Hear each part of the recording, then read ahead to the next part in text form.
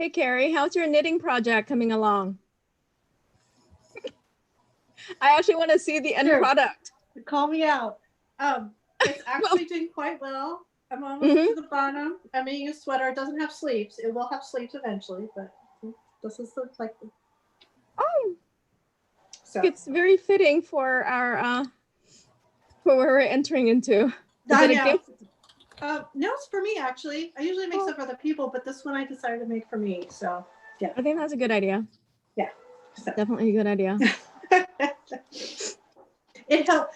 It does seem funny to be knitting during class, but it does help me pay attention. I swear. Oh no problem. You know, I knitting is one of those things where you can do. I think on my feet, so like I'm walking, I'm thinking better than when I'm not. Right. So everybody has their own way of processing. It's like people who doodle. I think doodling is not necessarily a bad thing. I think some people really need to like doodle things. So. Absolutely. Yeah. I taught some environmental education back in Wisconsin, and you know, we would talk about like science concepts or different things, but we would often put out like small manipulatives on the table so people could do like Rubik's cubes, or there's just like other brain teasers to keep your hands and like, you know, mind going while you're like thinking about other things. I think especially now because the internet is right there, like it's a distraction. And so this way I like, no.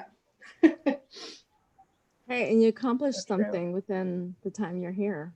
Well, I'm accomplishing something with class, but yes, I actually have a tangible something. So you can wear that, remembering that you did this in class. Yeah, it's my COVID sweater. Yeah. I have like COVID friends, and it sounds kind of weird. It's like, you have friends who are also like have COVID. I'm like, no, it's just I met them during COVID and I may never ever meet them or see them again in like beyond 2D, but they're my COVID friends. Right? Hi, everyone. It's great to see you, people.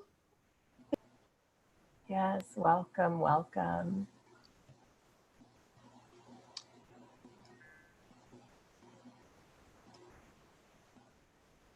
I wanted to ask, kind of like a popcorn, how do you guys feel about the midterm?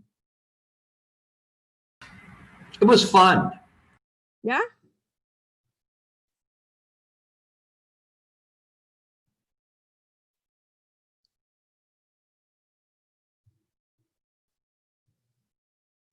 Okay, I'll answer. It stressed me out. But that wasn't like, because it just, and this isn't your fault. It's just more that it like went to disaster planning scenario stuff. And it was, yeah, but that's okay. It's, you know, important to think that. Oh, that's a good point. Yeah. Imagine not everybody else who works in disaster resilience space, which is essentially the topic of this class is disaster. Well, not really disaster, but really resiliency. But there's a huge disaster emergency preparation component to this is how resilient are you as a community, as a city? But there's yeah, when you work in this space, you kind of have to remove yourself at some point. But yeah, I wanted to not make it just an assignment, because I think it was a really intentional opportunity to really think ahead and plan. And even though I made it due like right before class, some people haven't gotten it to me yet, but I'm gonna extend it because I think it does take a while to think forward and to really digest the information and the readings and such. But yeah, it's good to see folks tuning in.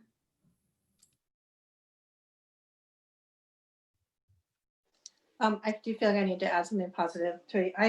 I thought it was actually really a good exercise to put the project I'm working on in that context. Yeah. Thank you. Was nice. I like it was good to think about in that way. Yeah, and I think it's intentionally like take a look at where you are in your project, and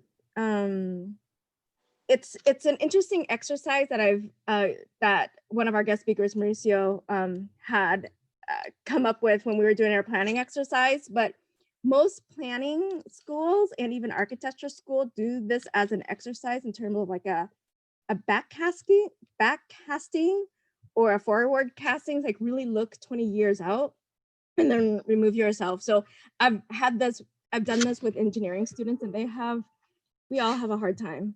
Architecture students definitely have a hard time. Sometimes you get that assignment that day versus like a week and ahead.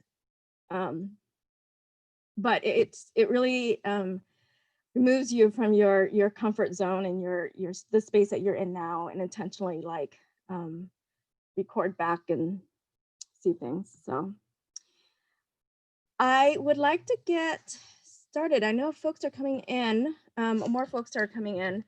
I want to welcome everybody to tonight's class. We are week 7, so can you believe we're past midterms, and we are here. This is our second to our last lecture class, and what we've brought to you this this week is really what was supposed to be a session in a conference, a street trust conference that was canceled as a result of COVID. But this is a kind of a more annotated version of this session that we were going to do with like hundreds of other professionals, planning professionals and engineers and policy works. But one of my greatest passions, and I think some of you may or may not know, is really how resilient are we as we navigate through the world that we live in. And COVID has definitely given us a test of how we are, has maybe to some or not, to make us go kind of a very more introspective way in how we live and how adaptable we could be, how much change we've had to make to undergo kind of the personal space and all the professional space. And then we've had so much movement within the city of Portland with the Black Lives Movement, and then the election being over, and then still there's this huge unknown till January. But in any event, I wanted to welcome you to class and also welcome our guest speakers. And I want to maybe put an apology out there in that the assignment was a really intentional, a big one. They're usually it's sometimes a big one for like finals, but I upgraded it to a midterm, but really want to make you think about your projects. So today we're going to dive even further into the work within the active transportation space and also community resilience. But we will first, this is the first time we're going to do a breakout session. So it'll be this week and next week when we'll do the breakout exercises. And we have some simple questions that I emailed earlier today to kind of guide us through our breakout sessions. And the session will be led by our guest speakers. So anybody feel free to use the chat for questions. I'm not sure, every week is always different in who answers, so we'll just be as organic and nimble as best as possible. But I want to introduce to you our guest speakers today, and they have such amazing last names, so I'm going to try to get it all right. But oh yes, Mauricio, can you make Joey the co-host? Oh wait, Michael will have to do that. Anyway, so first off, we have our guests from PBOT, and also our guests who are formerly PSU MERP students. And first from PBOT is Mauricio Leclerc. He's the area and project planning supervisor with PBOT. And then working alongside Mauricio is Michael Serritella. He's our transportation planner. And actually, Mauricio, can you pull up the what do you call that? The agenda screen, so I have their names up also. We'll just put it up for a minute so we can get ourselves oriented to tonight. Thank you. So secondly is Mike. And then thirdly is Joey Posada, associate with Enviroissues. So Joey and Kerry Aszklar, I'm sorry, you're gonna have to pronounce your name later when you do your own intro, sorry. She's a planner with Toole design. So it's gonna be kind of a tag team. It'll first be a tag team between Kerry and Joey to share their PSU MERC project. After that, we'll have Mauricio and Mike talk about PBOT's initiative for active transportation and resiliency. We will go into a breakout session, and I've put you into groups already, groups of about 5. It'll be 4 groups, both led by our guest speakers. And within those groups, we'll talk about your projects. And Lejeune, I know you are not working on a project, but we've put you in a group. I think you may be the only one. I'll also check to see if there's anybody else who's not doing a project, who's just listening in, and we can also place you in one of the groups. And then after the breakout session, we'll go to a break for about a 10-minute break. And after the 10-minute break, we'll have a good about 20 minutes to do a report back to the class. So I will let Mauricio go first, and then Mike, Joey, and Kerry, and each of you do an introduction for what you do.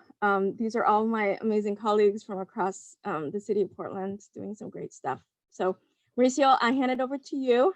You're one of the guest speakers in this world, in this PBOT world, where I've tagged for all 3 or 4 universities. So you're one of my favorite guest speakers. Cool, intercollegiate I am. I know, right? There you go. So good evening, Mauricio Leclerc. I'm a supervising planner at PBOT. I work with Mike and others. We do area planning. So basically downtown or a long corridor in a big area like Southwest Portland or Northwest. Also I take special initiatives, and it's been one of mine to work on resiliency. And we've been partners in crime with Toole to bring resiliency to the forefront in the planning arena. And as we will learn, it's a work in progress. It's a new field. I feel that we're kind of like environmental planning in the 70s. It's something that is evolving, and we're kind of making it up as we go. And it's pretty exciting that way, and very relevant, especially this year, right? So that's basically my introduction. Okay. Hey everyone, my name is Mike Serritella. I'm a transportation planner, also on the area and project planning team with Mauricio. Yeah, so I've been, and I'll be speaking about this a little bit during the presentation. I've been very close to our COVID response work over the past 6 months, which has really been kind of a test case for some of our assumptions and some of our ideas about resiliency planning work. We've learned a lot over the past 6 months. We're starting to kind of iterate and incorporate those lessons learned into the COVID response work, but also to our resiliency work more broadly. Outside of that, I work on, kind of major projects in the city. Our In Motions, if you've seen them, we've just completed Central City and Northwest and Southwest. We've got North Portland in motion coming up later this coming year. And so if any North Portland folks in the house, I'll be seeing you quite a bit over the next year.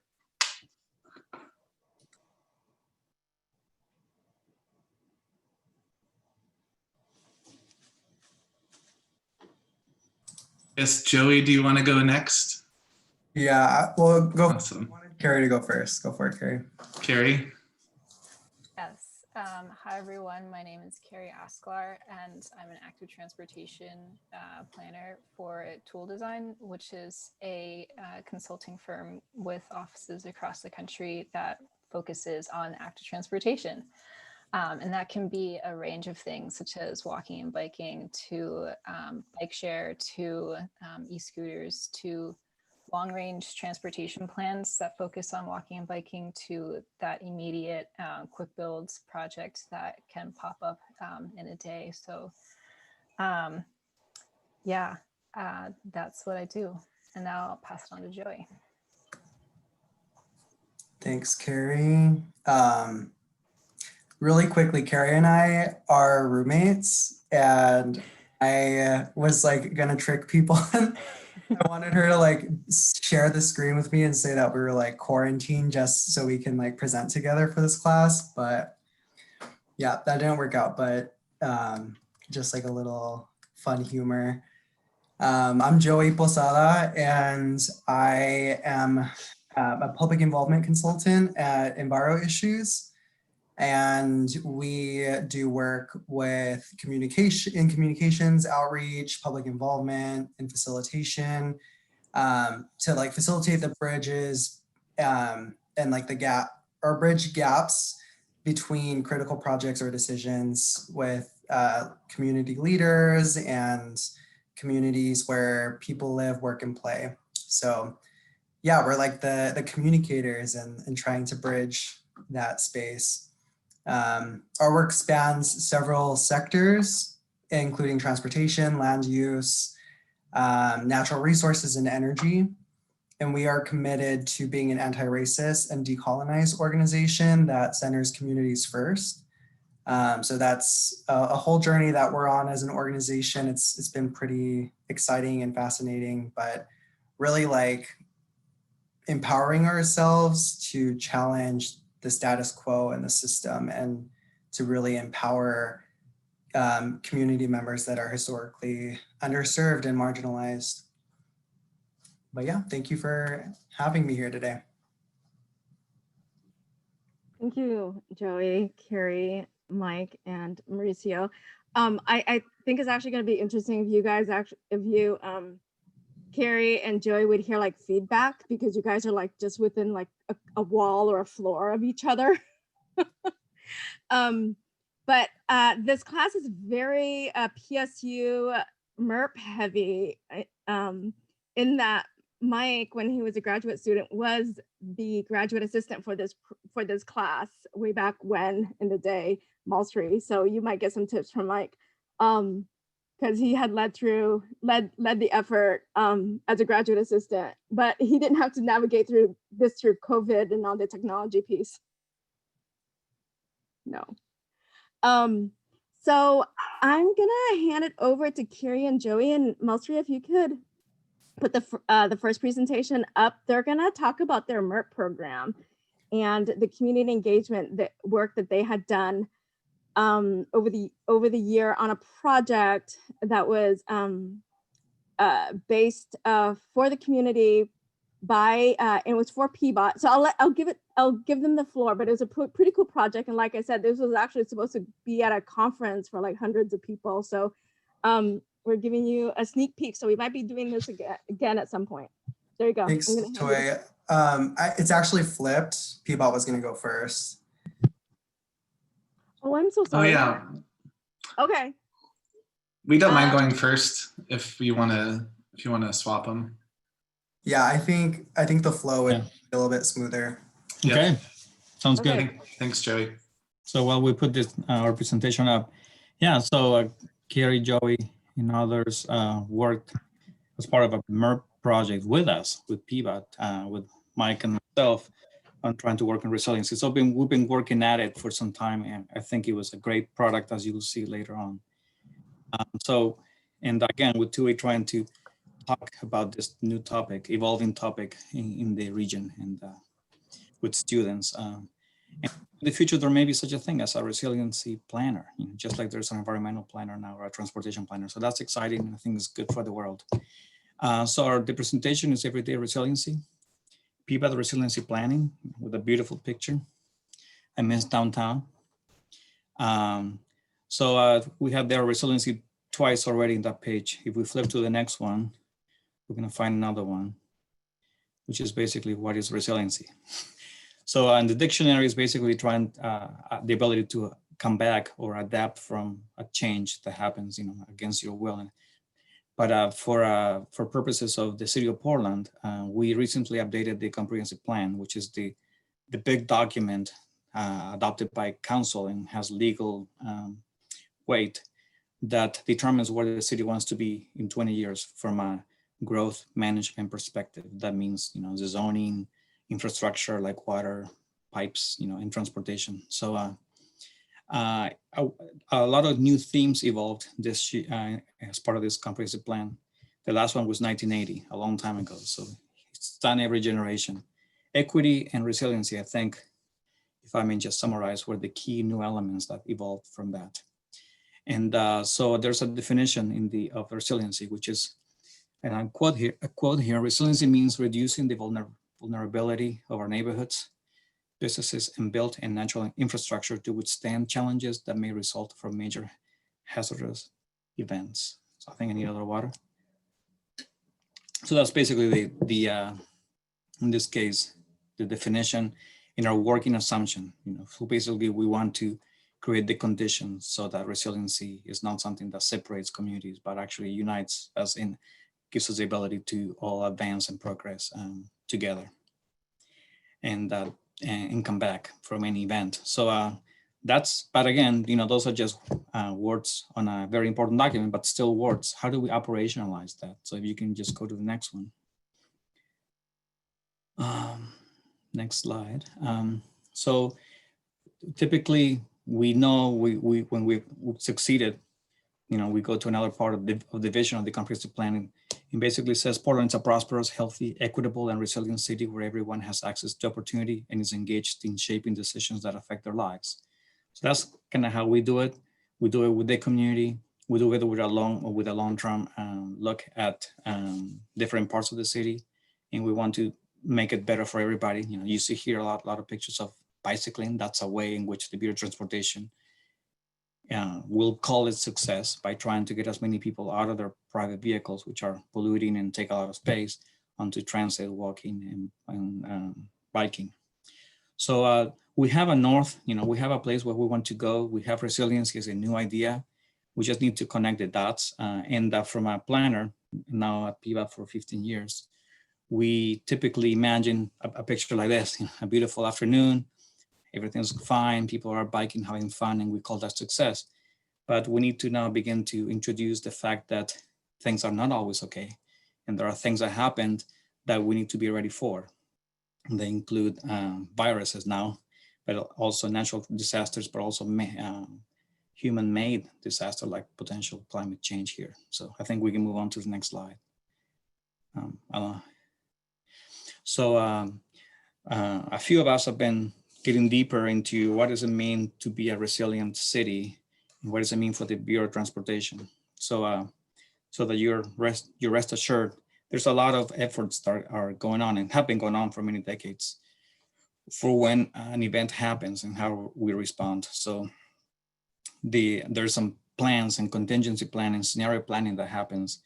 So when this COVID emergency happened, there's a whole part of the city that meets, on Powell and 99th in a very secure building, and they make decisions. So if an earthquake were to happen, the same things would happen.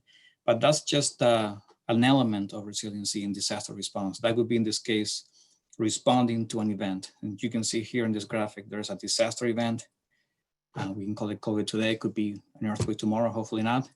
But before that, and then there's a respond to the event itself, and making sure that people are okay, safe, the hospitals are running, and there's a longer period of recovery. But for us, it also means preparing and investing for that. So it's a much longer timeline. We want to be able to participate in all of it. Particularly our work is into preparing and being ready in recovery, knowing that so much planning and emergency response and FEMA and the federal government and all that gets involved in the actual response to an actual event. So, but it's important for people to recognize that there's at least 4 elements of the timeline of response. So let's move on. And for us, to be equitable and to deal with climate and to be resiliency, we must roll into all of that. So we need to plan and prepare, which is what we're doing now, starting with Mike and the community, that would only help to respond, right? The more bridges we have ready that are seismically ready, the fewer issues we'll have when the moment comes.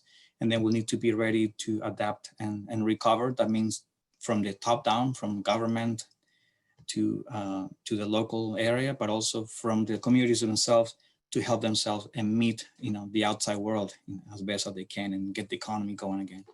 And then and continue to invest and mitigate and learn, and it's a cycle that happens. And to us, it's continuous. We can, next slide.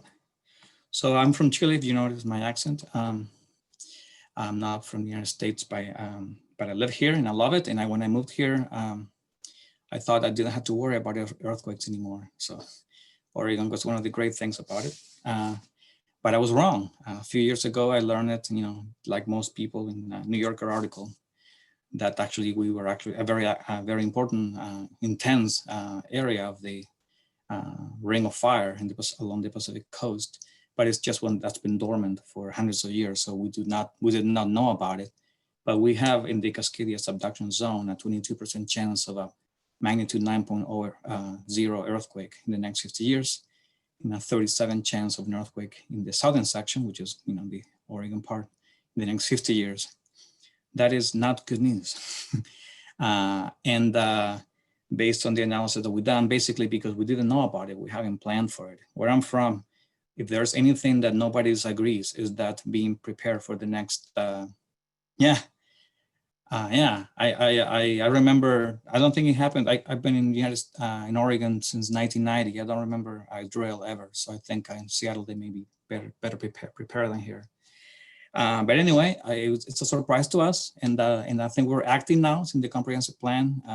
In Chile, everybody knows that it's a huge priority. Nobody doubts it. Everybody knows it. Everybody knows, same with Mike, who's from Los Angeles. We're ready for certain things. Of course, earthquake is only one of the many events. So I think it has put a lot of new pressure on us to be ready. And some of the work that we'll be showing you in a few minutes reflects that. So earthquake is now something that is dead center to our bureau, and not just that, but also to the Water Bureau and to environmental services, pipes and other major infrastructure. So let's move on to the next slide. But then as we've learned, actually this year itself, there are many other events that we must be ready for. Just this year, so far, we've had fire, and we've had, of course, the virus. What's a comment? Okay. Yeah, actually, maybe I spoke too harshly. I know that at the coast now, there is quite a good system of tsunami alerts that are also happening, but learning from other places around the world, like Japan and New Zealand, I think we could do even better than that. So let's move on from the slide, and we can say that, here's some pictures that Mike put together. I think snow can cause a lot of trouble in our city, especially in hilly areas. Also the fact that it freezes, right? And also flooding. We had a major flood, 96, I believe. And then we have landslides that happen quite a bit. This is especially in the West Hills. And then we have fires. I think this picture is from this year. So there's a lot to look at. There's a lot to consider. And now with COVID has broadened our perspective of what is a likely cost. And I think that's the lesson of 2020. And I think it's good that we're starting this work and this happened to us, because I think we would have been a little bit blinded to how to respond to that. So my team with Mike and others in the lead took the lead for PVAD to respond to this event that we're still going through. So I'll hand it over to Mike, and he'll provide you some perspective of what we've done over the summer. Thank you. Thanks, Mauricio. Next slide, please. So so really in the spring of this year, we were really starting to, in earnest, begin a phase of resiliency planning at PBOT. And at the time, really focused on the kind of known or expected resiliency challenges that we knew our region and our city could face. And then suddenly we were thrust into a situation really unlike anything else anyone has experienced, at least in my lifetime living in this particular part of the world. And it really kind of forced us to think differently about the kind of threats and issues that define our resiliency work.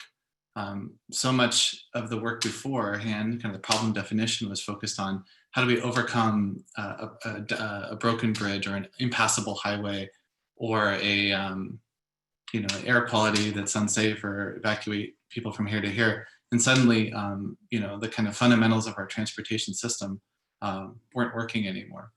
We couldn't get people on buses, or we didn't know how to do that safely. We had built an entire city that assumed that people were able to get close to each other in public space, or walk closely next to each other on a sidewalk. And if you remember back to those early months before we really understood how effective a mask was, as providing kind of a simple, elegant solution, people were uncomfortable crossing each other on sidewalks. I still see that in my community today.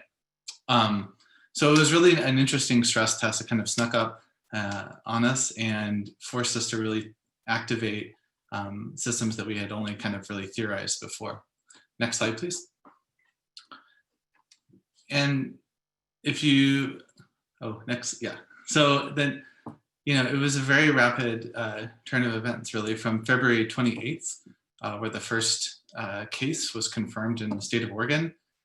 2 weeks later, we had our schools closed, restaurants and other social distancing orders coming in just a few days later. And then within another week from then, California, and then following the entire West Coast, issued stay-at-home orders. For most people, their whole world's upended, while we really struggled to even understand the basic threat that we were encountering.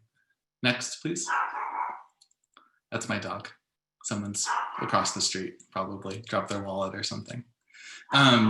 Back to those early days, just struggling to operate with limited information about the risk and what it would mean for our transportation network and our city streets and public spaces. While at the same time, really kind of an unprecedented economic freefall. This print page from the New York Times really kind of just encapsulate that moment of uncertainty and unknown that many of us felt in those first couple of weeks, where they had to use the whole full layout to really capture the magnitude of economic uncertainty. And then at the top, you see job losses soar, US viruses cases top the world. And so us as planners, working on our corridor plans and our area plans, really had to kind of step back and really think, what could we do, and put our kind of workflows on hold, and what could we do to help kind of reorient our bureau and other city resources to help respond to this in a kind of commensurate way. Next, please. And so we kind of started an all hands on deck approach, bringing together all different parts of the bureau, parking and traffic and engineers and planners and programs and kind of all elements to really kind of brainstorm a list of strategies and tools and innovative ideas that could address these kind of challenges that we had never seen before. Issues of social distancing in the right of way, issues of helping our people get back to work in a safe way, and really kind of rapidly adapting to the challenge. It's really, I work on plans often that take 2 or 3 years to complete and 5 or 10 years to build. And we didn't have that kind of time to respond to this. And so even though it felt like agonizingly long to implement things, getting things on the ground 2 or 3 months later it really kind of took a full system-wide activation to do that. Next, please. So the whole kind of Safe Streets initiative work is kind of our broader COVID response strategy. It covers about a couple dozen different strategies, but they're all kind of built around this framework, which really draws on some of the initial thinking that we had around resiliency planning. The idea that we were dealing with overlapping and interacting scenarios and challenges that would be experienced temporally and sequentially, but would have interactions and overlapping elements where we were dealing with multiple challenges or multiple conflicting challenges and priorities at the same time. Resiliency work, turns out with COVID, wasn't as clear as do A, then B, then C, then D, but really having to manage multiple kind of competing novel challenges at the same time. We know that the things that were urgent that we had to do at the beginning of this work and the things that we're doing now may have to go on for a long time. May have to go on for another year or two. They solve or address acute challenges that we face now, but can help align to longer term issues around economic inequality, social justice, equity, so that we don't have to recover back to where we were, but can help reorient our city towards a better future. Next. So I'll go pretty quickly, but you may have seen these kind of advisory diverters around the city. what we were able to do pretty quickly is to deploy signage and advisory signage and wayfinding to help really kind of activate our low stress bikeways for walking and biking, knowing that this was would allow people to safely get exercise and move around their neighborhoods. We were able to do this pretty quickly and build on, a generation of bikeway planning all throughout the city. And in areas where we don't have as robust of a network, we're able to use quick, kind of low cost, nimble tools like this to get things on the ground as quickly as possible. Next slide. Most visible, next slide, please, is our healthy businesses work, which you've seen on most of our main streets and kind of commercial areas of the city. The kind of a way to help kind of reimagine our street seats and our plaza programs to create COVID-safe outdoor spaces for business and dining in streets that really weren't designed for that. And so we've seen 700 applications over the city, 200 still active today, and really kind of transformed a lot of our main streets and commercial areas into kind of open air plazas and COVID friendly spaces.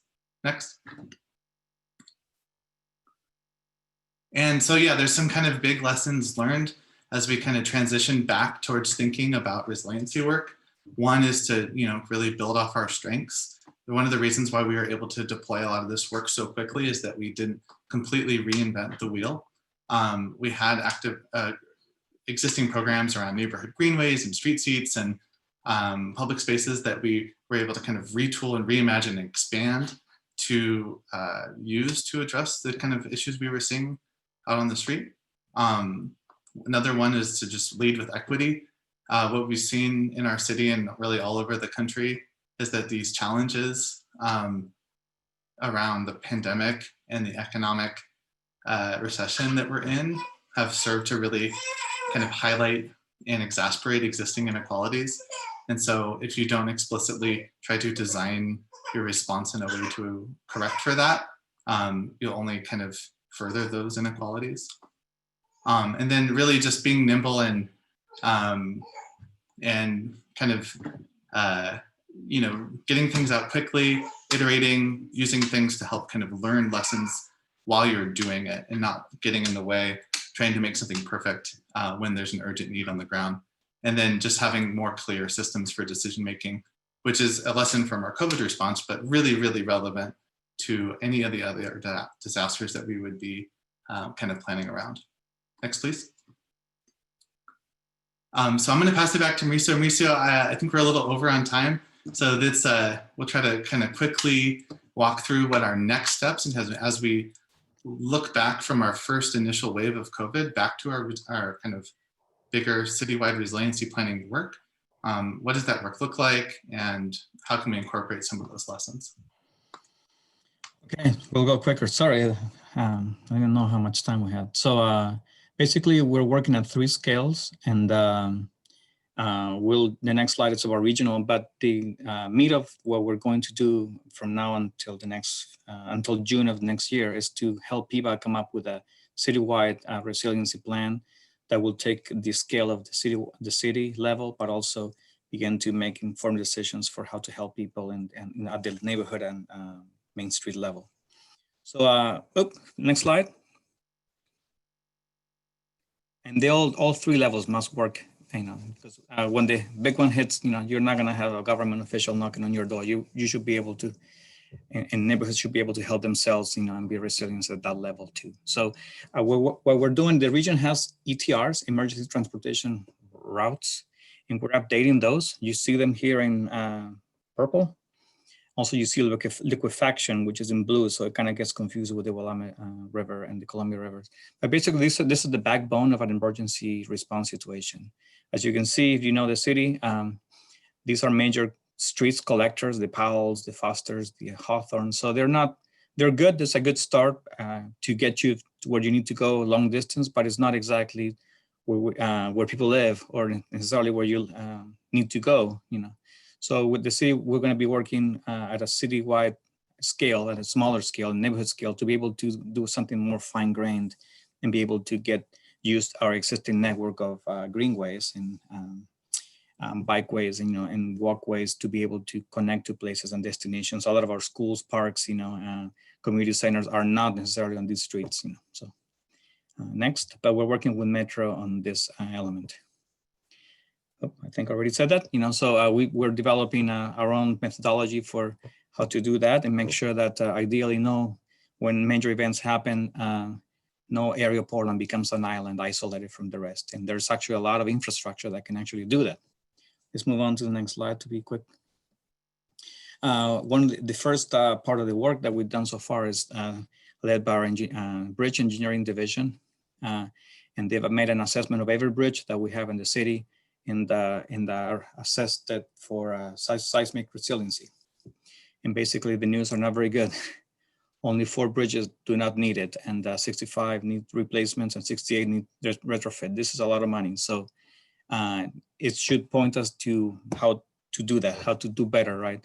But at the same time, we cannot do it all. We would not have the money. So tying together that more fine-grained network that we're talking about with the bridges will help us prioritize where to invest money into developing a resilient network. And the following slides, I think we can advance them. Is then to work at the community level. This is going to be very hard for us in the next year because of COVID and also, but we started the work. We started with the Safe Streets initiative that Mike just talked about, and then we also started with the Ready Streets, the MERP project that Kerry and Joe are going to talk next. But basically it is to be able to do that scale in which we meet and we work with the public and we have a system that works from the regional scale to the local scale. And again, we're going to focus on human power, resiliency, and transportation justice partnerships. If you recall, or if you don't know, if a big one hits, a lot of the oil supplies in Northwest Portland are going to be inoperable, and the Oregon may have to go without fuel for a full year. So this is not hypothetical. The need for human power may be actually very needed in case of a major event like that.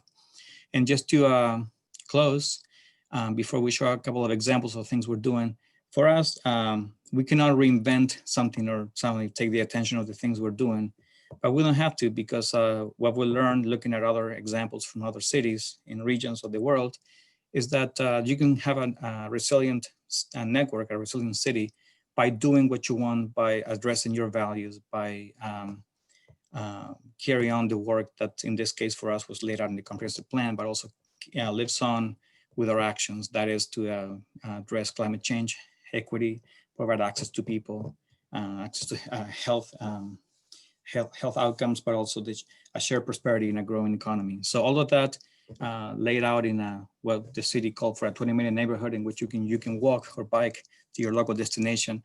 Things that are good during a non-event are also very important during an event. So I think that's very encouraging for us as we move forward. So we don't have to reinvent the wheel and redo any plans. You just got to be a little bit smarter for how do we do it. And here are 3 examples. One of them is the Flanders Crossing Bridge. This is over I-405, connecting the Pearl to Northwest. This is actually being built right now. And as we were designing it, we decided, hey, this could be a great opportunity to make a resiliency, because if something happens, the other bridges that cross I-405 will fall down. And this was going to be the lifeline to Northwest Portland. So that's an example that we're doing something, and we're doing a little bit better design to be able to do that. Same here with the Sullivan's Crossing now, the Blumenauer Bridge is going to provide us another lifeline across, in this case, I-84. And that's actually being built right now. And finally, I think our last slide is what? Oh yeah, the major regional project is that is taking resiliency at its core, probably for the first time, is the earthquake-ready Burnside Bridge, led by Multnomah County. And they've done a terrific job of raising awareness of the need to provide Burnside as the lifeline of the region, not just of the city. Connects all the way from Gresham to way into the west. And that's centered what they're proposing, and they're working very closely with us and other partners to make sure that we have this project successful. And it's another major, a very significant step in the right direction of retooling our planning, our thinking, our engineering to resiliency. So I think that's the end of our presentation. And I think we'll leave that slide, but I think we're ready for Joey and Kerry, right? Thank you. Yeah, Joe and Kerry will be up next. Small Street, can you bring up their presentation? Thank you, Mauricio and Mike. That was awesome. Kind of scary though, too.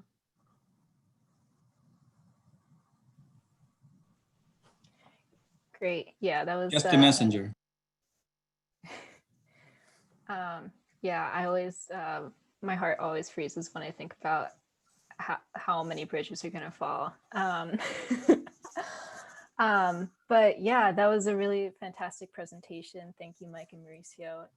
We're gonna pivot now to a project that Joey and I both did when we were in the MERT program at PSU. And as you heard before, we worked with PBOT to really focus on earthquakes, human-powered mobility, and community resiliency. And I think I'll pivot to Joey to kick us off. Yeah, thanks, Kerry. Yeah, I worked with Kerry and a few others on this project for capstone, and it was just a really great opportunity to build connection with PBOT and also with additional guidance from the Portland Bureau of Emergency Management. And we just realized through this project, well, I don't want to jump ahead, but yeah, it was just a really great opportunity to kind of dive deeper into like a local level project. So if we go to the next slide, the presentation goal. Oh, can we go to the next slide, please?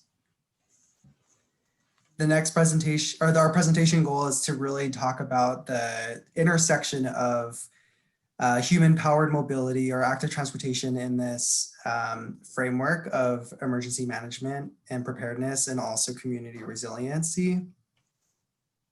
So yeah, those, just keep an eye on those. We were going to have an activity using the Zoom annotation feature, but I don't think that's working on this. I think that's usually like a safety thing for Zoom at the agency level. So we can skip this slide, but the intention was to show people in this class where we were in the different parts of the Portland metro area, and to really speak to the fact that there's like clusters of communities, and we really need to like think about that local level of effort. All right, next slide, please. All right, and yeah, that was a quick introduction, and I'll let Kerry kind of just go into a little bit more of our project. Yeah, thanks, Joey. So the graphic on the right looks a little bit similar to what Mike and Mauricio were showing as well, but it just demonstrates the phases of emergency management that kind of start with that disaster, and then you go into the response phase where you're just trying to respond to what's happening, and then you kind of smooth into the recovery phase, which is really less talked about. You really see a lot of emphasis on responding, and it gets a lot of news coverage, all the donations for recovery flood in. What's really important is to still focus on these other phases of emergency management, including mitigation and preparedness. And so our project with PBOT really focused on that recovery phase. And you'll see that we have a little call out there for social recovery and physical recovery. And by those, we mean physical recovery, referring to that infrastructure, such as those roads and bridges. But we think it's really important to also call out social recovery, just because of the massive disruption that any major disaster can have on your social network and on your community ties. And so I think really just emphasizing that both of those things are really important.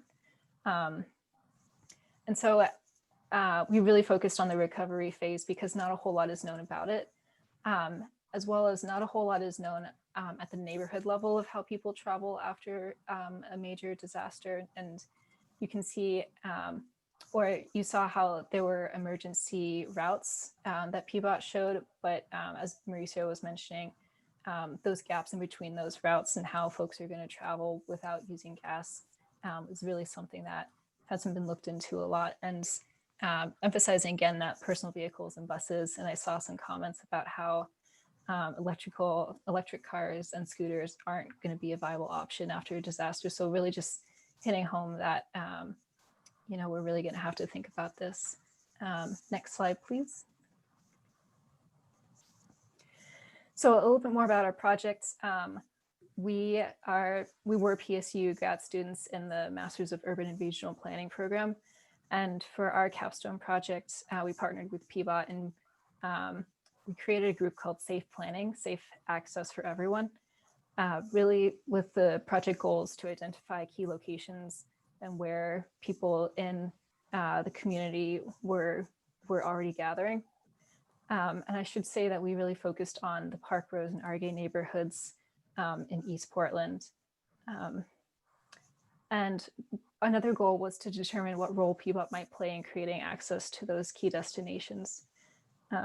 So within this project, we had those goals. And so we did a lot of existing conditions research about this neighborhood and about who lives there.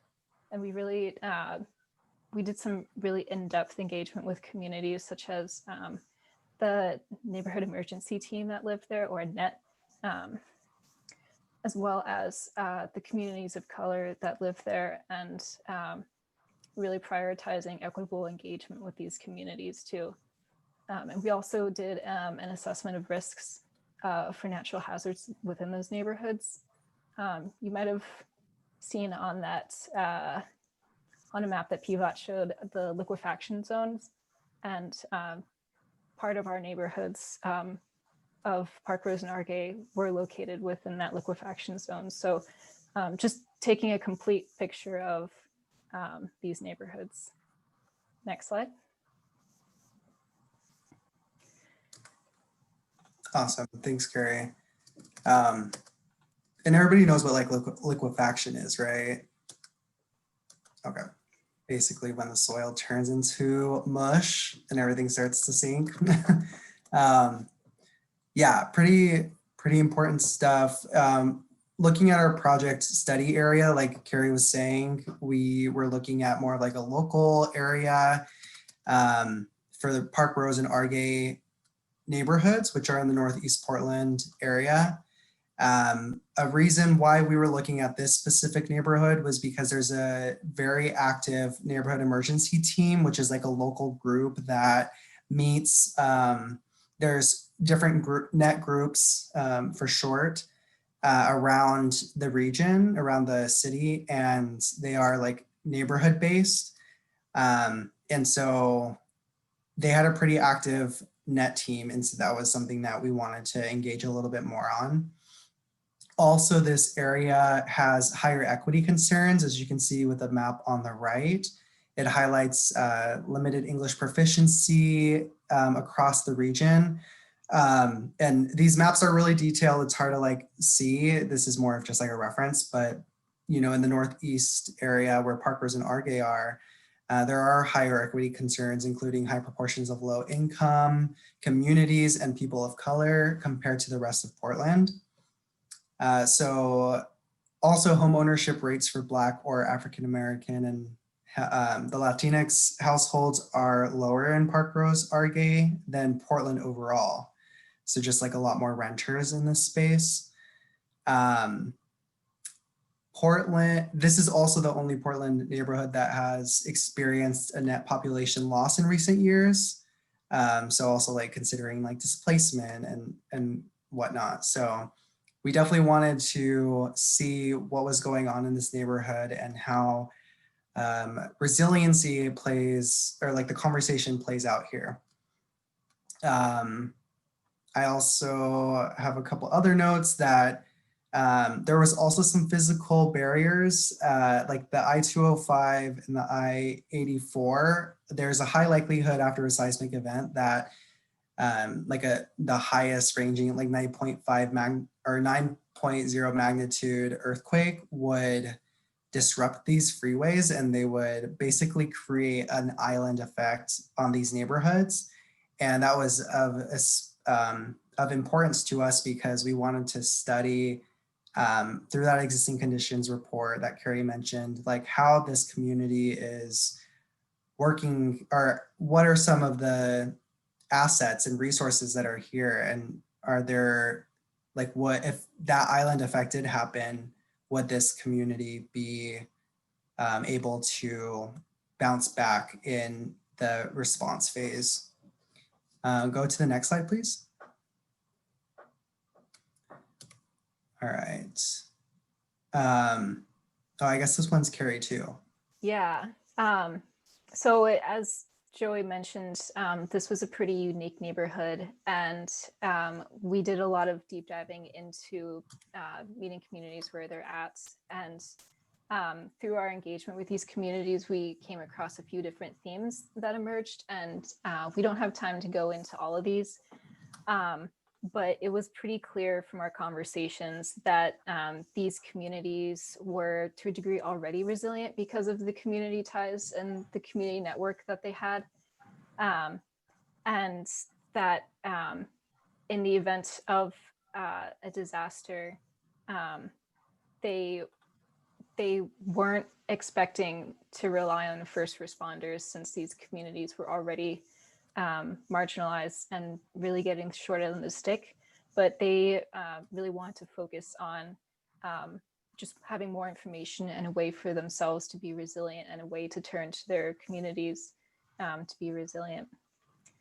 So it really dawned on us that community resiliency was huge within this community.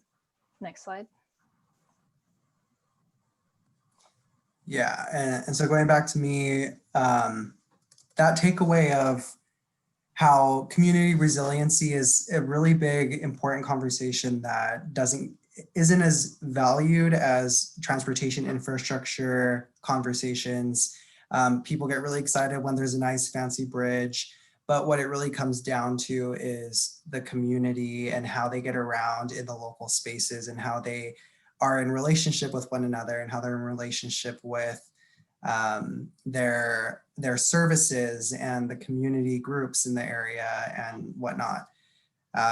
So just highlighting that point that, transportation infrastructure is important, but when it comes to resiliency, we can have the fanciest things like streets and road diets and all these things, but when an earthquake comes and the streets are like disheveled, and we need people to get around in other ways that don't rely on cars, we need to be creative, and having local resources is going to be important here. And I have a little definition of what we mean by community resiliency, and Mike and Mauricio touched on this, but how we are defining community resiliency is the sustainability of a community to withstand and recover from adversity. So pretty much what they were saying.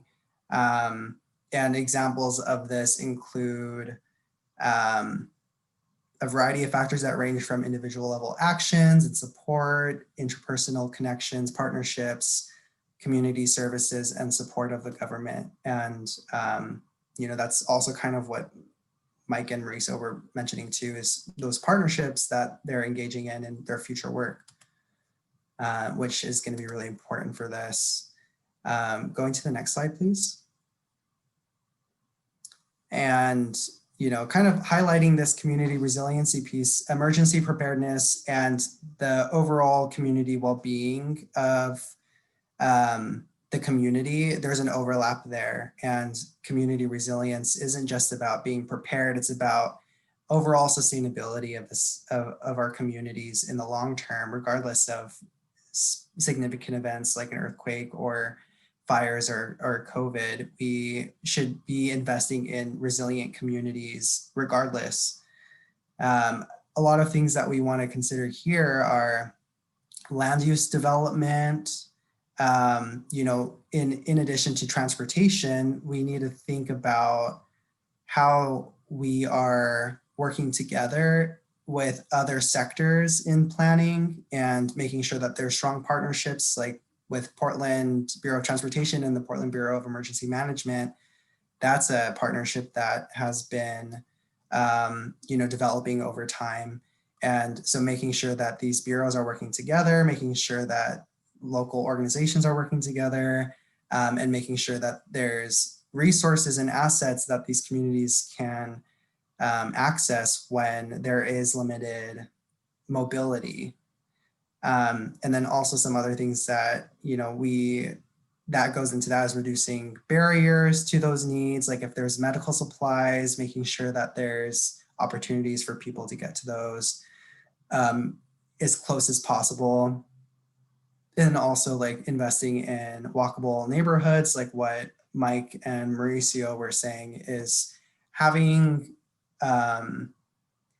spaces that are like streets, changing the way that streets are being used and making it safer, and like adapting during COVID and whatnot.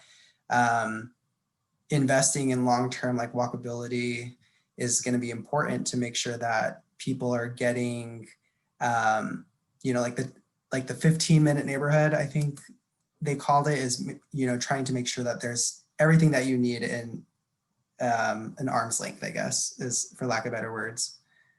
And then also really emphasizing information and communication. Like if there's a network we're investing in, we need to also be making sure that these communities, and especially marginalized communities, are aware of how the network is being improved and how it's impacting them, and how it's gonna be like a solution to the long-term network, and understanding how to navigate that, because there's huge disparities, as I'm sure all of you know, in education and information when it comes to these types of resources. And then also like talking about decision-making power, and really empowering these local, hyper-local spaces to come together and to really empower them to make some of the decisions for themselves. And that's a part of that sustainable community in the long term, like we mentioned. This is a great opportunity. Community resilience is a great opportunity to really hone in on that equitable intersection of all the different sectors, including transportation and land use. And then going into the next slide, and Kerry could take this one. Yeah, thanks, Joey.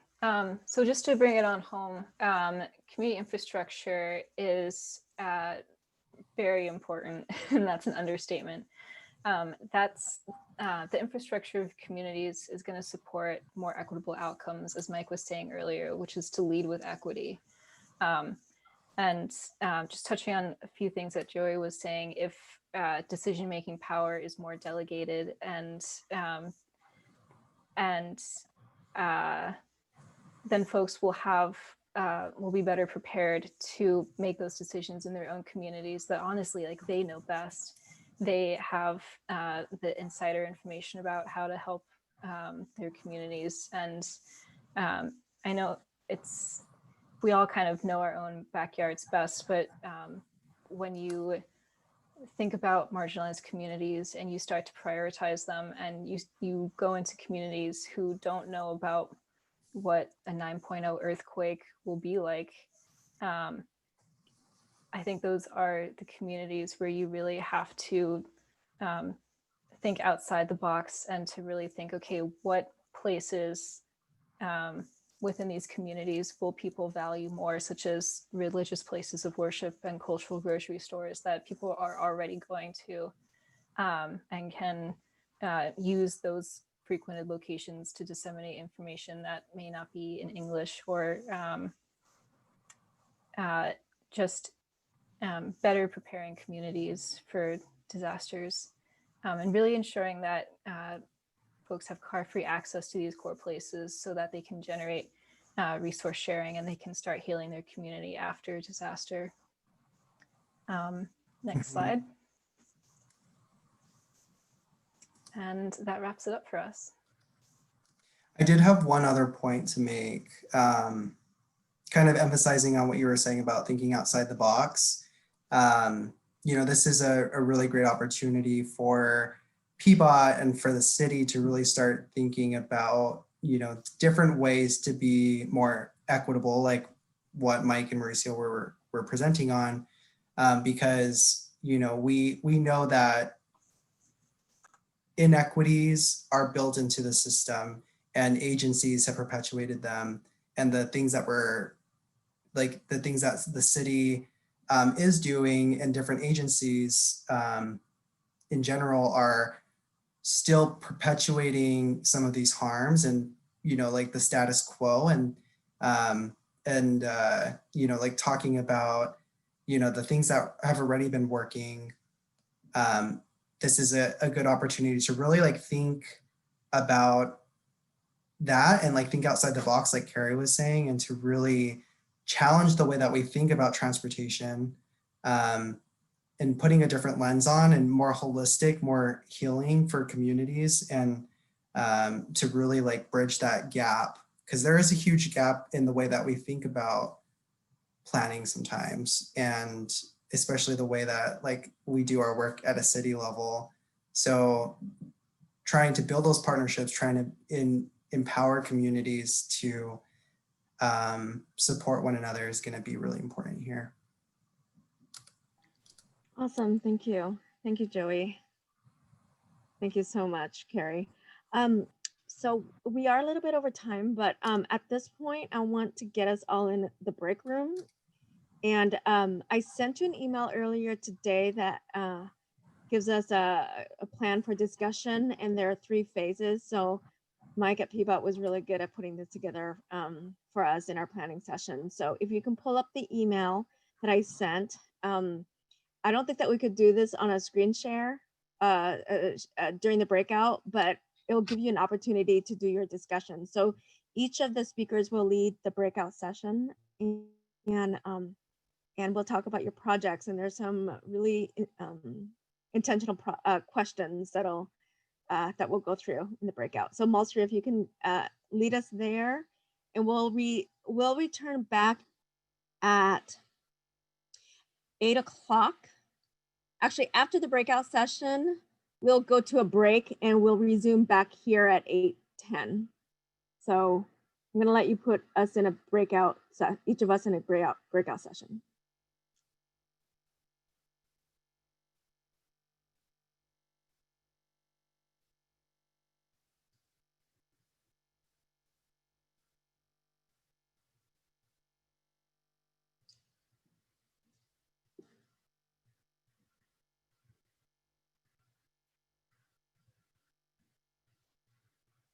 I think Mike needs to go to a breakout also. Okay, good. Oh, there they went.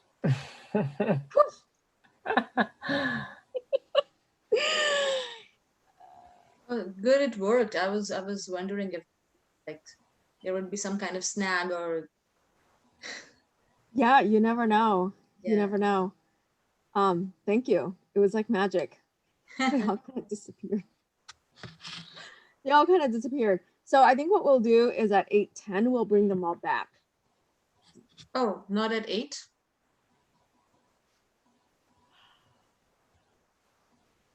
Well, do you have to bring them back I mean, before I have to you? close the room, like I have to close the room when I want the discussion to be over. And then they will get like a 1-minute warning, and then they can wrap up. Whatever. Okay.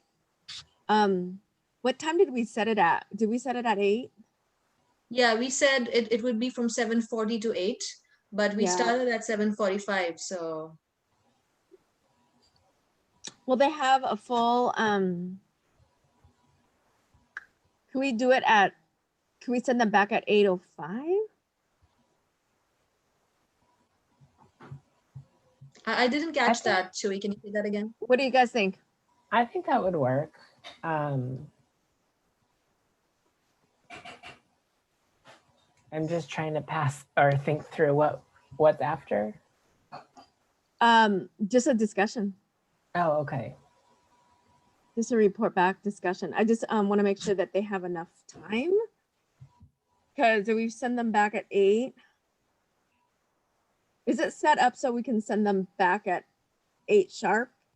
Or No, I Is have to it do it recording? manually. I mean, I can end the room whenever I want. So if you want me to end it at 8:05 or let's end it at 8:03. 8:03, okay. Yeah, let's end it at 8:03. So we cut their break a little bit. So because it's gonna take them a while to go through each of them, I think. Yeah. Having so that they can have a more meaningful conversation. Mhm. So let's bring them back at 8:03. Yeah. And then we will go on break from 8:03 to 8:10. Okay. That kind of like meet all of us in the middle. Yeah. Yeah, this was stressful, like I was running around creating these rooms, and I could not do that while I was screen sharing. So every time I had like the 2-minute window, I was like, Oh, thank you Oh, so hello, much. we have a phone. Hello. Hi.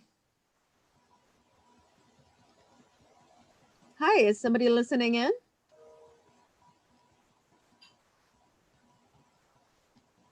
I see Paul. Are you with us? Yeah, I'm having some. Can you hear me? I'm having some technical difficulties. I might be in a different room. Later, and then I see Rye. Paul, is that you? Hi, everyone. I'm Ryan. Yes, I am. I'm supposed to be in room 3. Sorry, Okay. I'm calling in. I'm having Oh, it's technical okay. We'll difficulties. send you to room 3. Thank you. Yeah. And I was kind of interested in the MERT program, but not sure I wanted to go with it. Master, do you have that ability? It's been a really interesting introduction to that.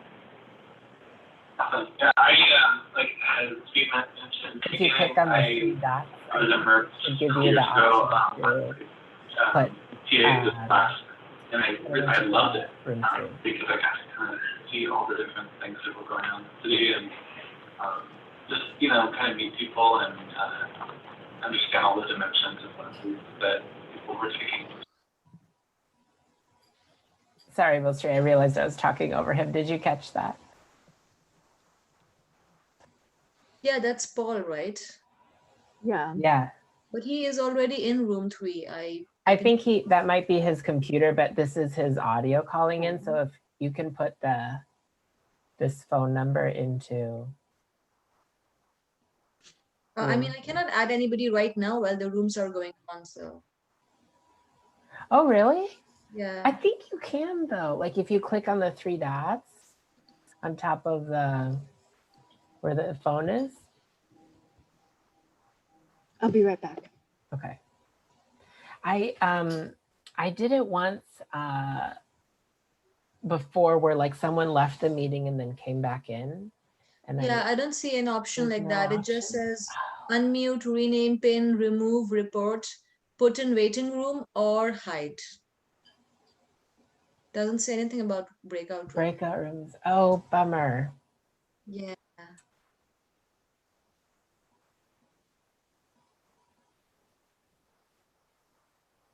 I don't have that button either. Can I make you the host real quick? Maybe you have the Sure.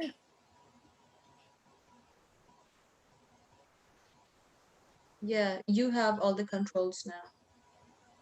Okay.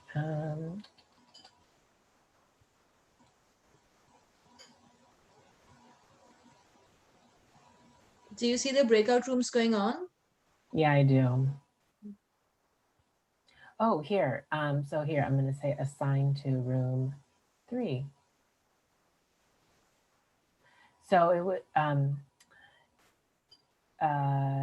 in the little dialog box where it says everyone's name and what room they're in, up at the top where it says unassigned, there's like you, me, and Twee.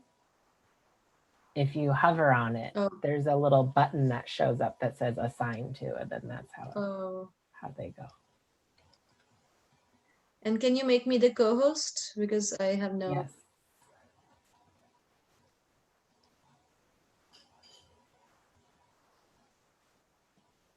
Okay. But still, since you're the host now, you will have to end it at 8:03. Okay. I have to pay very close attention.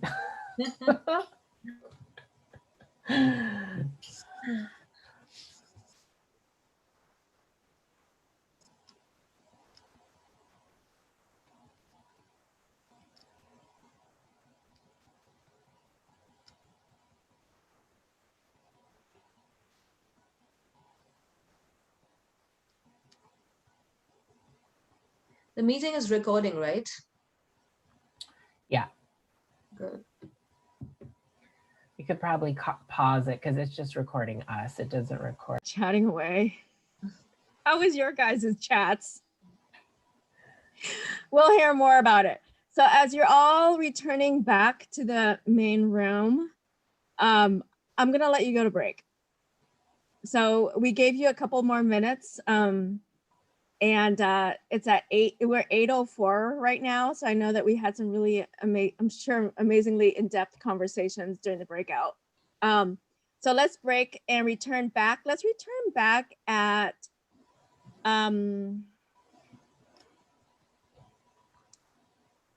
you want to do 8:10, 8:12? Let's do 8:12. I'm going to negotiate some time here so we have enough time. So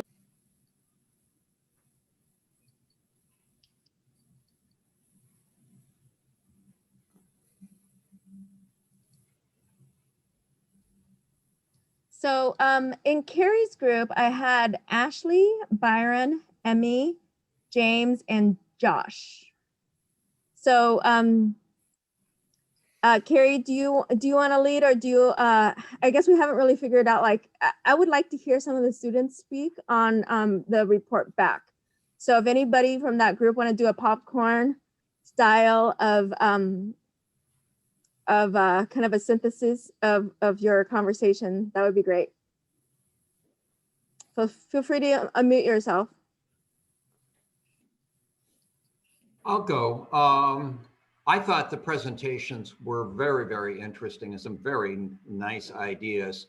Mine briefly was just self-policing streets, interesting suggestions on looking at how to get more community involvement in terms of decisions and in terms of taking back the streets, which I thought was very interesting and helpful.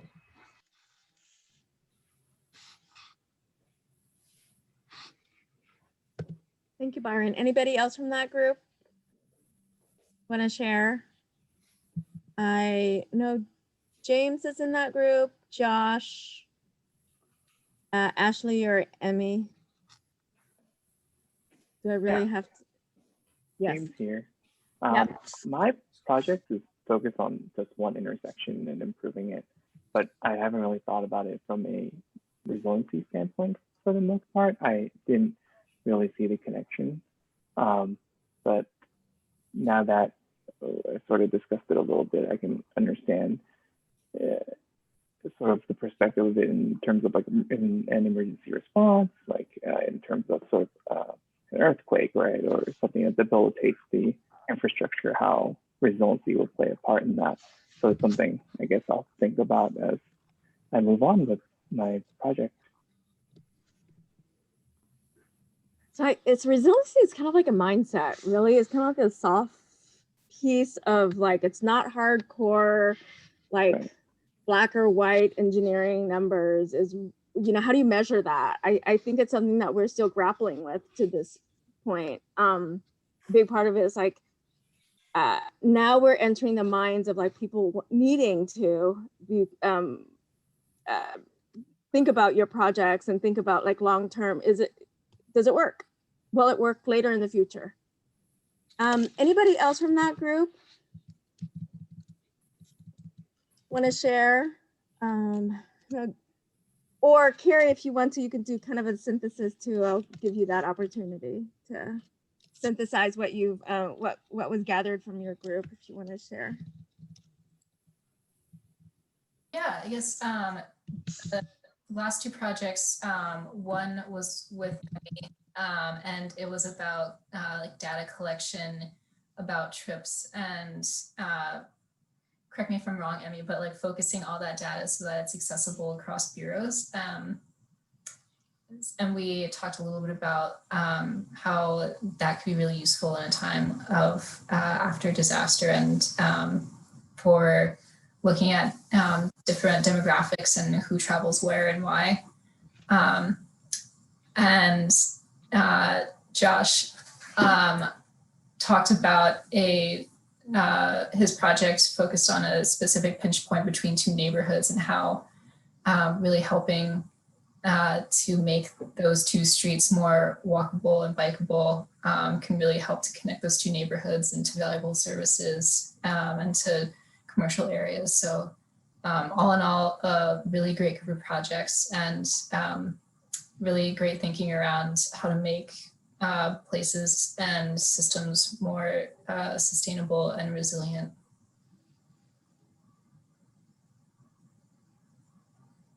Thank you. Does anybody have any questions for anyone from group one?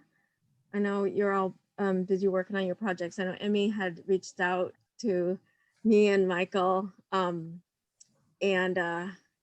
try to get the data component of your project is amazing. I think it would be really cool to get a kind of a universal database that everyone can use. Maybe at this point we're definitely in need of that. If anybody doesn't have any, yes, Michael?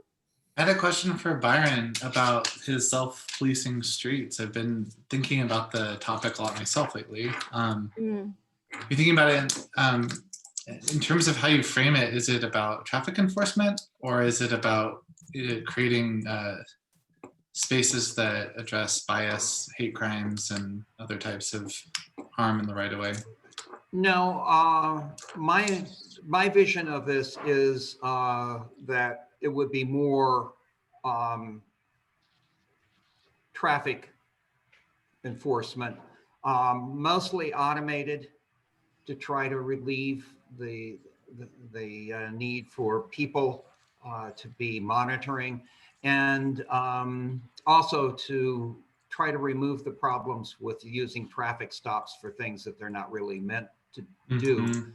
Say moving it over to PBOT or to a separate division.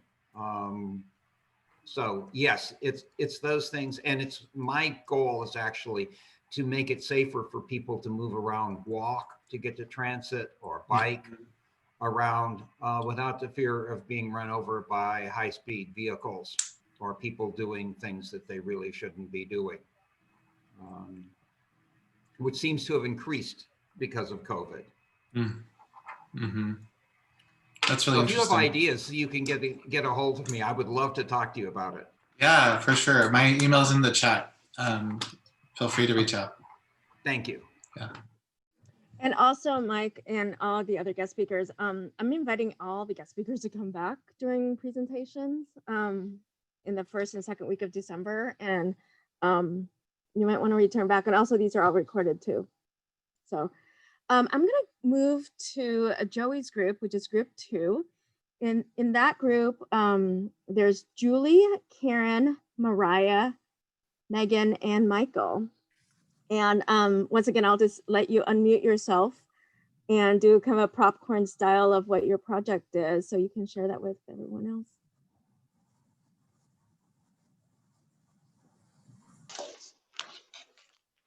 I can talk about mine real quick. It's mine was had to do with where the Davis Greenway crosses the 60th, and Davis is a major bikeway, major greenway that connects East Portland, east of 82nd, into the city center.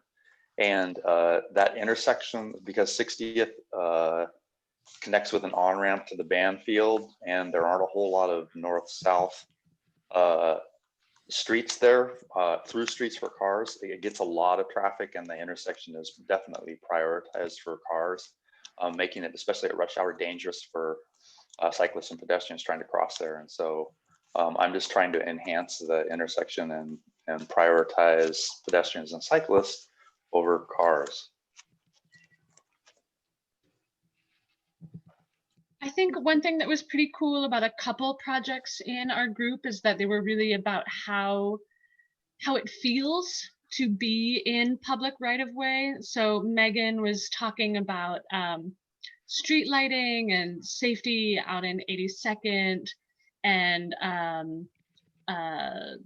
with, I'm totally spacing.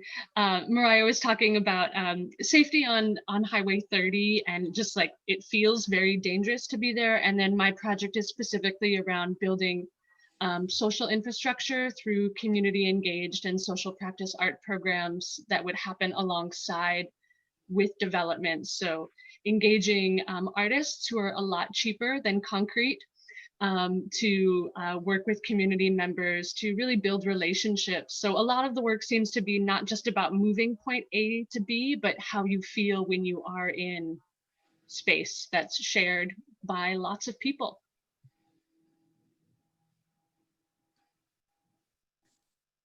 Yeah, to piggyback off of what Julie said, I agree about the how you feel when you're safely walking, trying to walk safely, or just, you know, whether an environment feels welcoming and stuff like that. So my project would be in the Park Rose area, connecting the neighborhoods from Park Rose to Park Rose Heights and Russell, because a lot of high school students and middle school students have to walk that route to get to those neighborhoods. I would like to increase lighting underneath the I-84 overpass, because there's already a pathway underneath there. And then as well as connect with local artists to create a mural underneath there. They do a lot of those projects in Buenos Aires. And so I found that interesting and intriguing, and thought it would help brighten up the space and help with connectivity and stuff like that. So.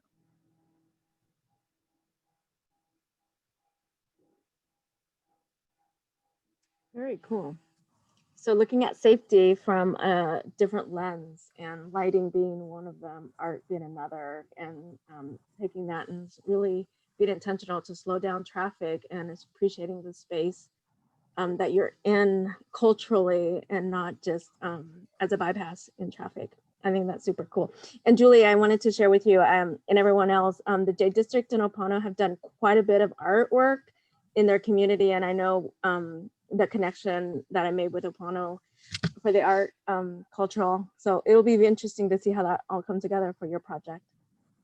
Is there anybody else from that group that wants to share any more? Or Joy, would you like to do a kind of a wrap up?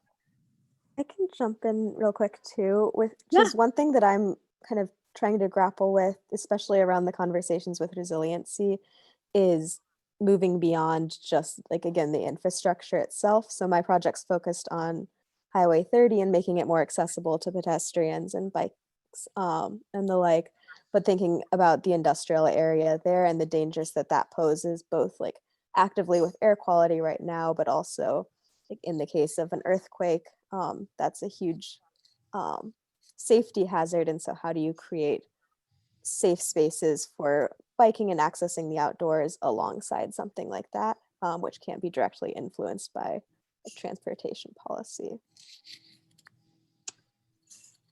Yeah. And I know in your project, sorry, I'm going to say something really quick, Joey, before I give you the floor. But in your project, you're talking about ODOT working on some pedestrian improvements, but it's also like you're contending with quite a bit of like really high volume truck traffic as well. So it's a shared space, but you have to look at the safety component of that. But one of the things that Mauricio brought in the presentation is in the Linton community, in the neighborhood right on Highway 30, that's where all of our fuel infrastructure is at. So when you look at the earthquake, and when it does happen at some point, is it could be kind of disastrous. Let's leave it at that for now.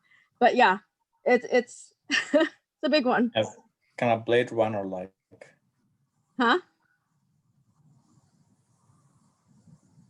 Oh, it's like science fiction movie, you know. It's gonna be like. Oh, not like we're not living one right now. No, exactly. We have our fuel on Highway 30 and all of our maintenance vehicles underneath the ramps on the Fremont Bridge, which are certainly not going to be there in the event of an earthquake. So, yeah.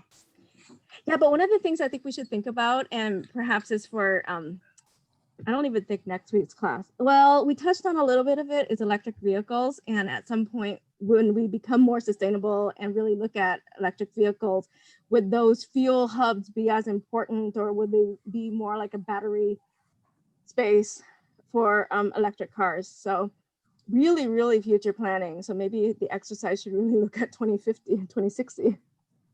2049. 2049. To keep with the Blade Runner motif. Good enough. Hey, Joey, do you want to do a wrap up from your group? I took a little bit of time because I really wanted to talk about the importance of the fuel hub. Yeah, I mean, I don't think Karen was able to report out. So I Yeah. can give you an opportunity if you want. Yeah. Well, I just following along, my project is how do we measure, what a lot of my other classmates were talking about. How do we measure how it feels to be in these spaces and what safety looks like, rather than just measuring injuries or fatalities? Thank you. Yeah, and we started off with like a little icebreaker about like what brings us joy in this time, and so we went a little off script, but yeah, I had a great opportunity to get to know everybody a little bit more, and it was a good conversation for what we had. So thank you for sharing, everyone. Awesome. Thank you. Thank you, Joey. Thank you, group 2. Let's go to group 3, which is Michael's group. And in that group is Nick, Paul, Phil, Riley, and Steve. I'll let any one of you start.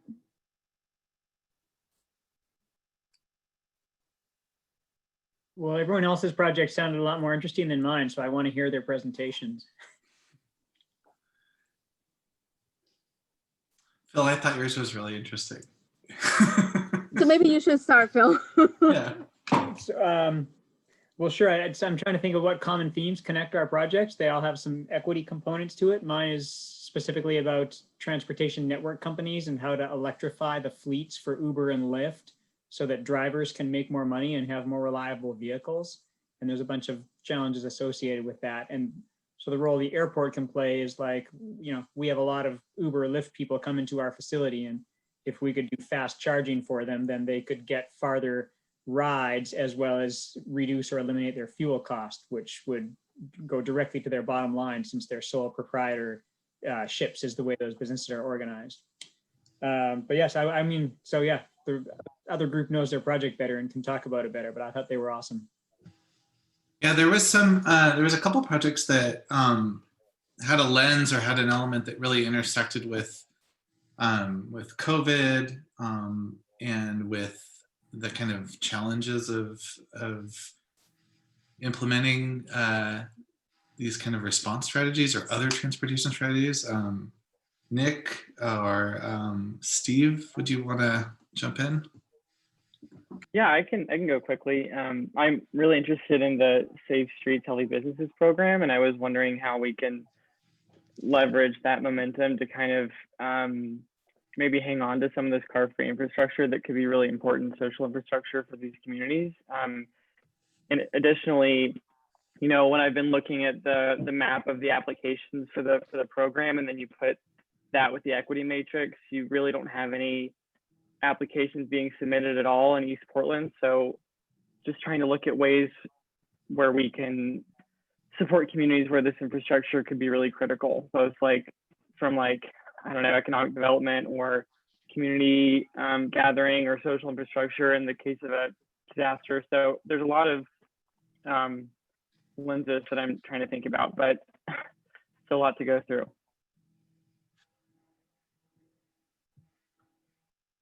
Steve, you want to share?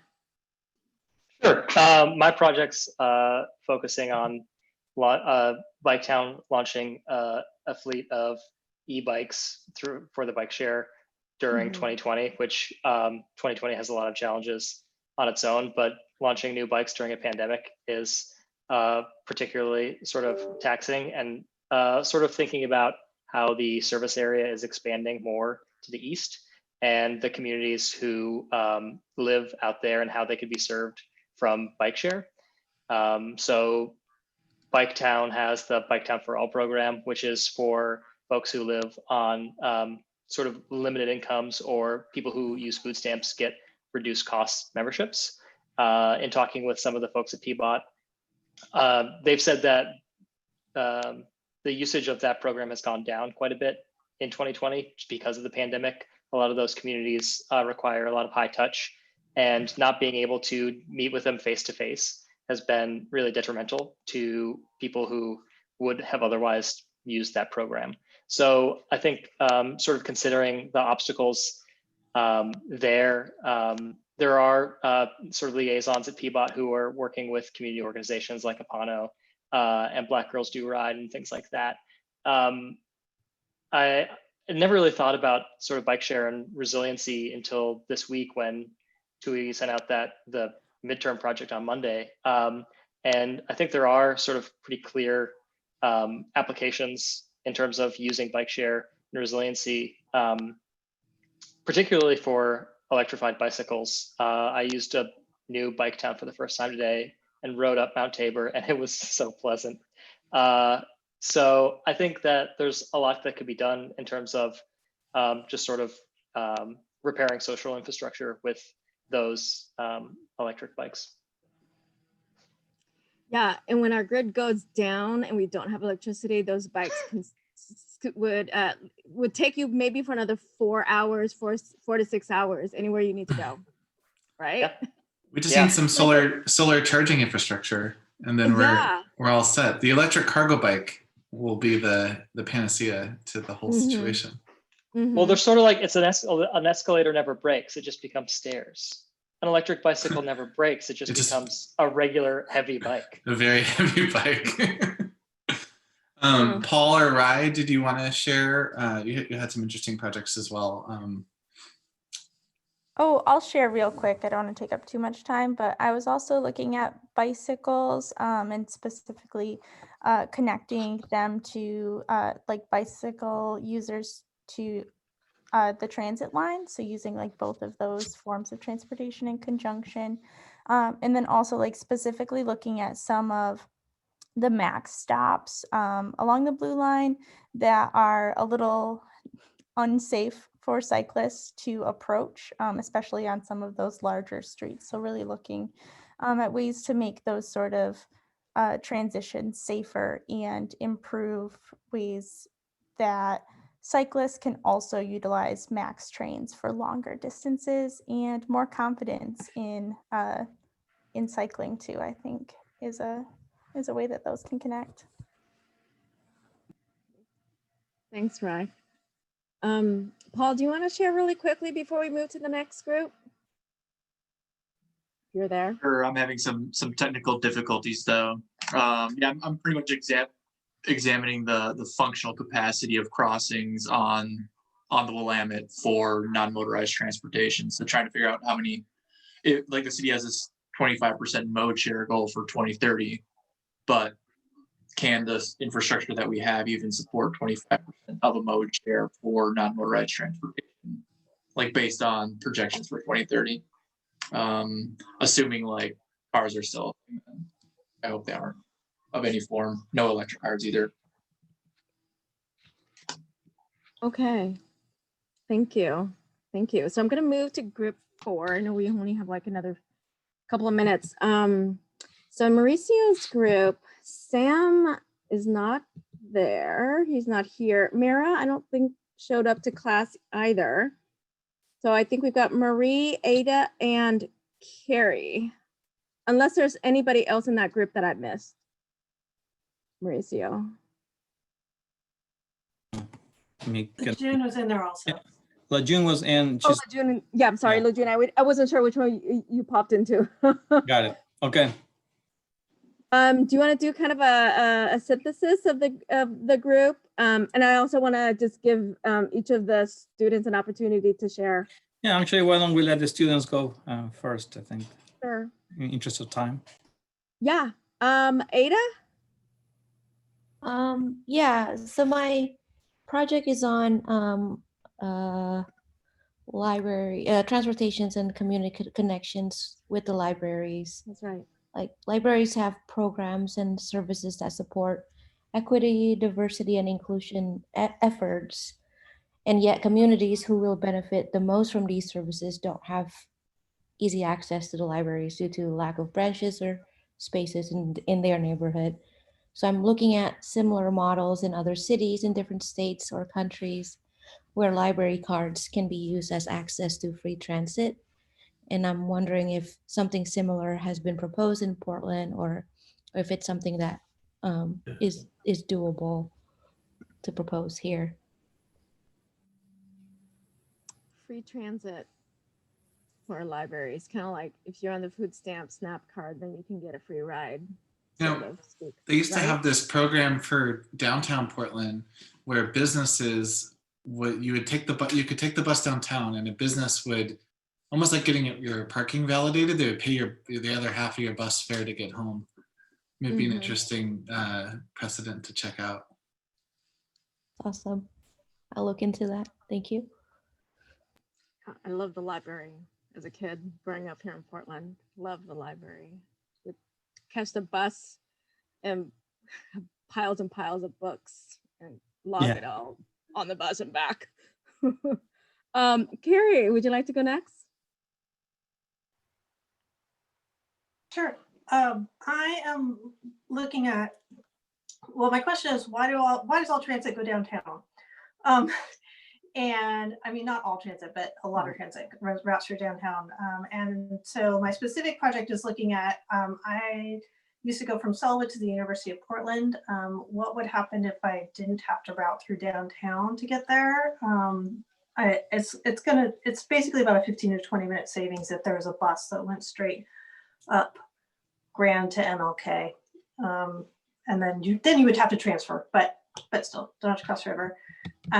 But then again, with this exercise, I was like, and holy cow, resiliency, because my frustration was always having to cross the river twice for no good reason.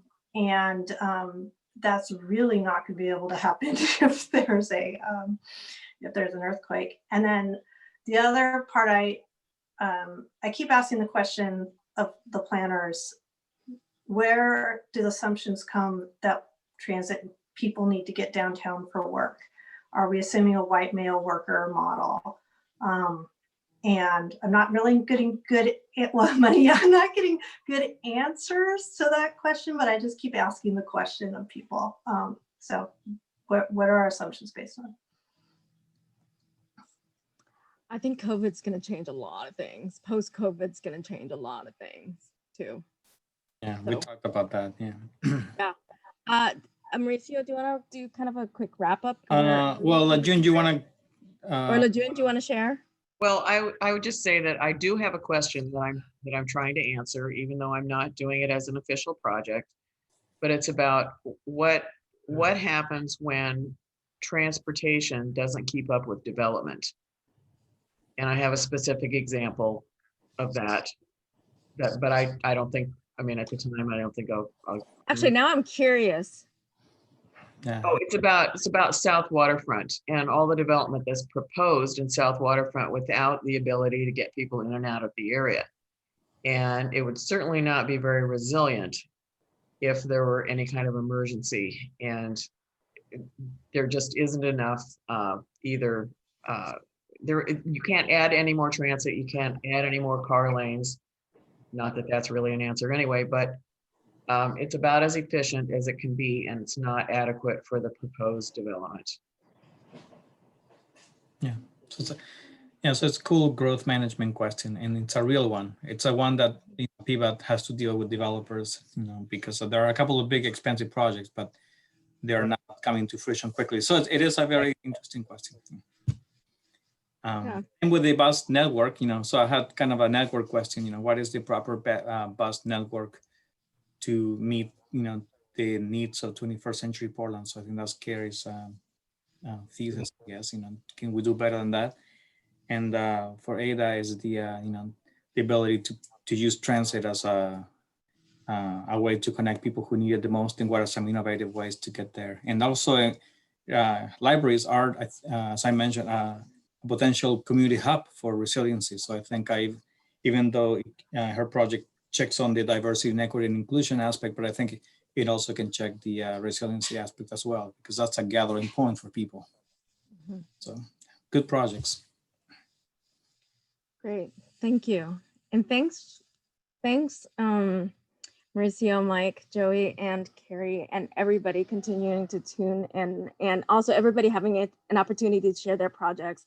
I'm sorry if I missed one or two at the beginning, but I think it's really cool because you've been working on it, and I've been conversing with each of you, but the whole class hasn't had the chance to hear. So I think this is great. we are over time, but I want to thank you so much for staying on and being a part of the class. We have one more. We just have one more and then finals. So you guys have a really wonderful weekend and I'll see you next week. It's great to see you. Thank you so much for being here.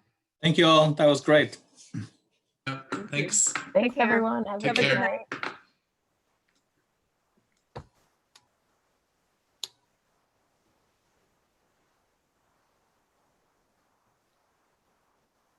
Bye, Mauricio.